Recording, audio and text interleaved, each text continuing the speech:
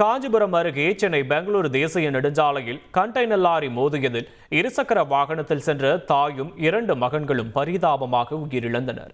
ராணிப்பேட்டை மாவட்டம் ஓச்சேரி பகுதியைச் சேர்ந்த சேட்டு என்பவரின் மனைவியும் 2 மகன்களும் காஞ்சிபுரம் அருகே நடைபெற்ற துக்க நிகழ்ச்சியில் கலந்து கொண்டு விட்டு ஒரே இருசக்கர வாகனத்தில் ஓச்சேரி சென்று கொண்டிருந்தனர்.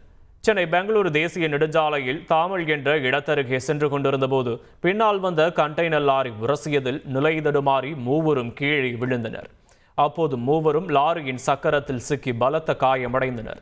இதில் இருசக்கர வாகனத்தை ஓட்டி வந்த சேட்டுவின் மகன் மனோஜ், மனைவி கஜலட்சுமி ஆகியோர் சம்பவ இடத்திலேயே பரிதாபமாக உயிரிழந்தனர். பலத்த காயமடைந்த மற்றொரு மகன் மதன் காஞ்சிபுரம் அரசு மருத்துவமனையில் சிகிச்சை பலனின்றி உயிரிழந்தார்.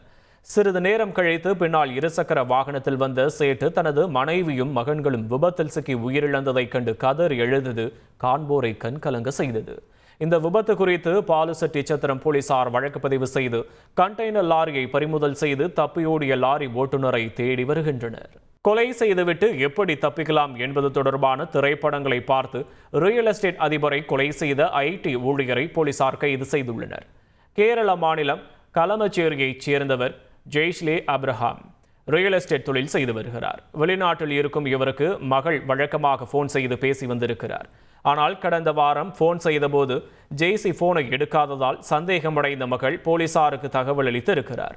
இதனைத் தொடர்ந்து அவரது வீட்டிற்கு சென்றபோது அங்கு பலத்த காயத்துடன் ஜெய்சி குளியல் அறையில் உயிரிழந்து கிடந்திருக்கிறார்.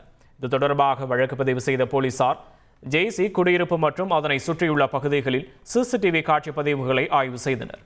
அதில் ஜெய்சிக்கு பழக்கமான பிரபலமான IT கம்பெனியில் வேலை பார்த்து வரும் குரேஸ் பாபுவை பிடித்து விசாரணை நடத்தியுள்ளனர். அதில் ஜெய்சி வீட்டிற்கு அருகே குடியிருக்கும் கத்தீஜாவை காதலித்து வந்திருக்கிறார். இதனால் ஜெய்சியுடன் குரேஸ் பாபுவிற்கும் பழக்கம் ஏற்பட்டிருக்கிறது. இதனிடையே கடன் பிரச்சனையில் தவித்து வந்த கிரேஸ் பாபுவிடம் ஜெய்சியிடம் ஏராளமான பணம் இருப்பதாக கத்தீஜா கூறியிருக்கிறார். இதனைத் தொடர்ந்து ஜெய்சியை கொலை செய்ய திட்டம் தீட்டியிருக்கிறார். மேலும் கொலை செய்தால் எப்படி தப்பிப்பது என்பது தொடர்பான பல திரைப்படங்களை பார்த்திருக்கிறார்.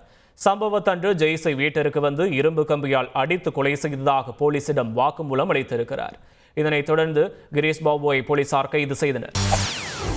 செய்திகளை உடனுக்குடன் தெரிந்து கொள்ள உடனே சப்ஸ்கிரைப் பண்ணுங்க.